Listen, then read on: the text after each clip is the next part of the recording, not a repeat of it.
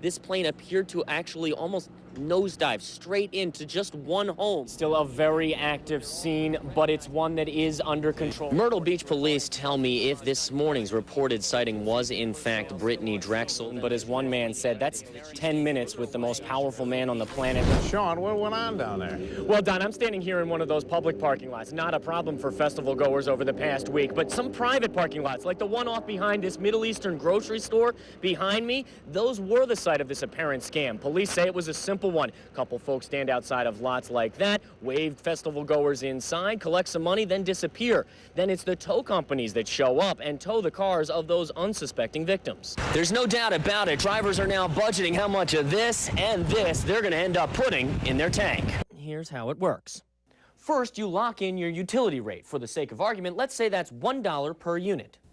Then you refer friends. The first 4 friends you refer save you a penny each. Now you're only paying 96 cents. That 5th referral is 25% savings. So all of a sudden, your rate has dropped to 75 cents. And just like that, Krause's $5 parking fee turned into $165. And we do have an update on the breaking news out of Charlotte, the site of a standoff with police. Sean Carroll, what's the latest?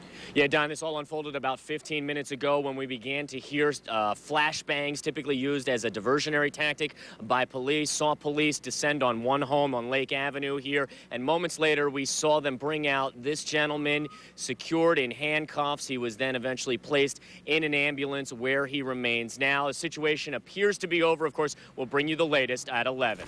Thank you, Evan. A Nunde woman is behind bars tonight after police say she stabbed her boyfriend with a pair of scissors. Livingston County Sheriff's Office investigators tell us 20-year-old Krista Kiblin and her 18-year-old boyfriend Joseph Garcia were in an argument last night when Kiblin grabbed a pair of scissors and stabbed Garcia in the chest.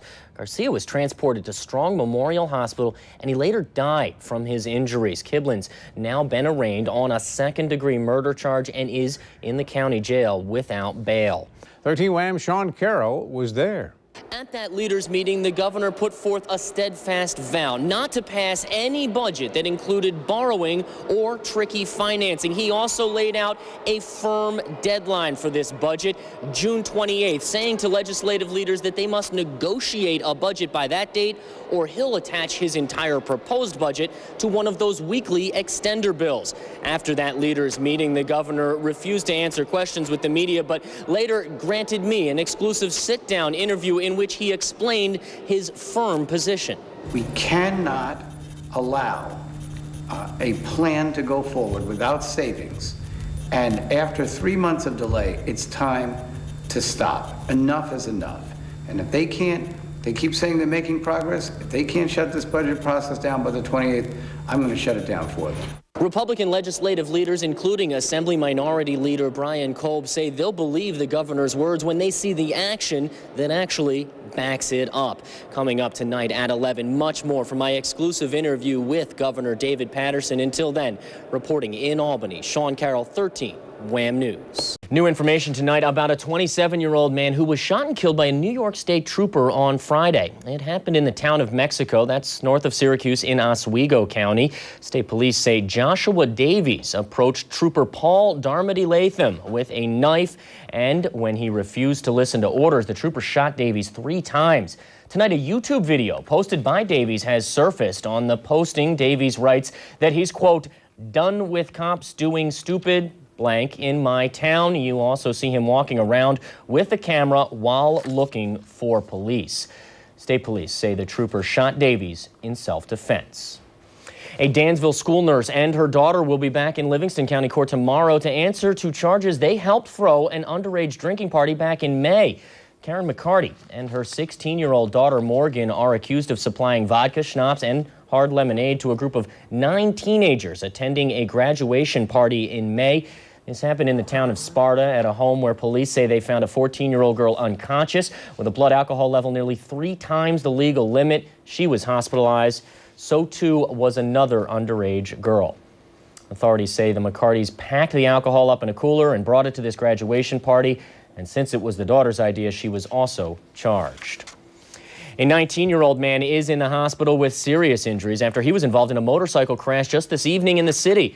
It happened at Genesee and West Main Streets around 6:30. Rochester police say the motorcyclist was making a left turn and crossed into the path of a pickup truck. Police say the motorcyclist's injuries are life-threatening. The two people in the truck were not seriously injured. It is the rumor echoing off the Finger Lakes. Could John Travolta be shopping for homes on Keuka Lake?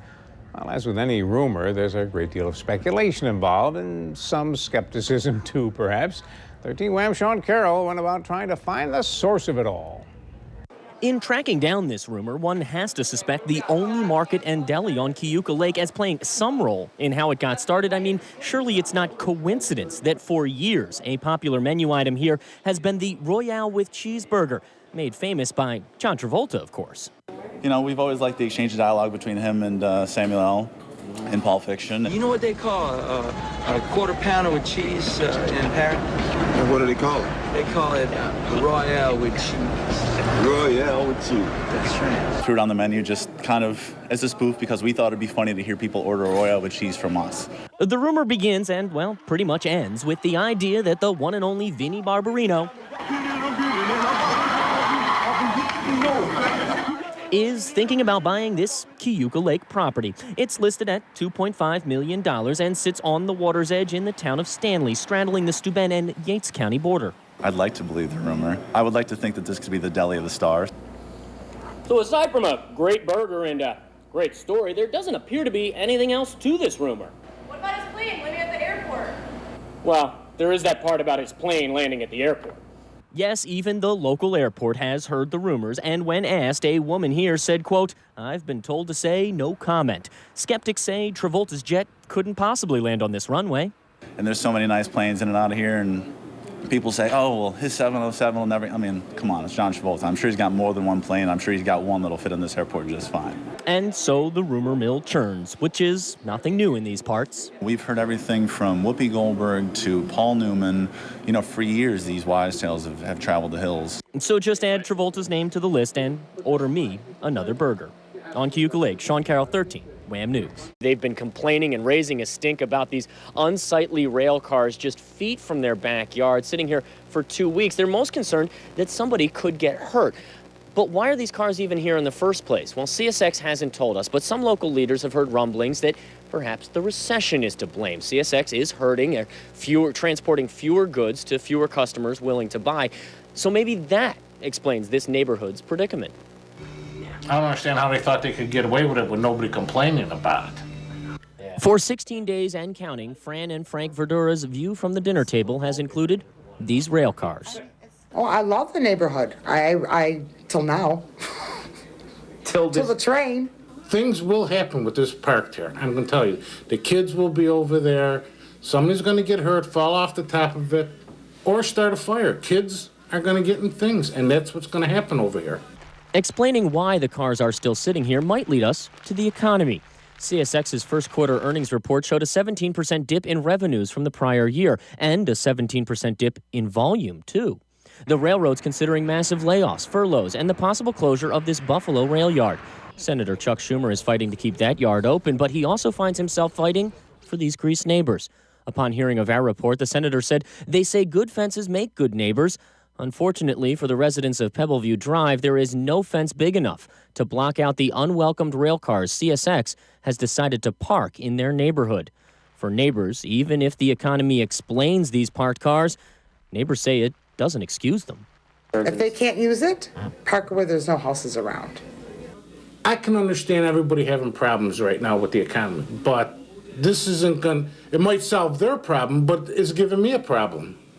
And you just don't push it onto somebody else, and that's what they're doing to this neighborhood. They push the whole thing on all of us on the street. Now, CSX, once again, has not returned any of our calls I started placing last week. Senator Schumer wrote CSX a letter asking them to move these rail cars as soon as possible. Other than telling the town last week that they would, nobody has any idea when and if the railroad will. So really, no one's getting any answers here from the railroad company. No, and people along this block, especially this side of Pembleview Drive, have called numerous times to CSX. They're not getting any answers. They've heard the same speculation about the economy possibly to blame, and CSX has reportedly shelved about 30,000 rail cars nationwide. The neighbors understand that, but they just don't want them shelved right here, obviously. All right. Thank you, Sean.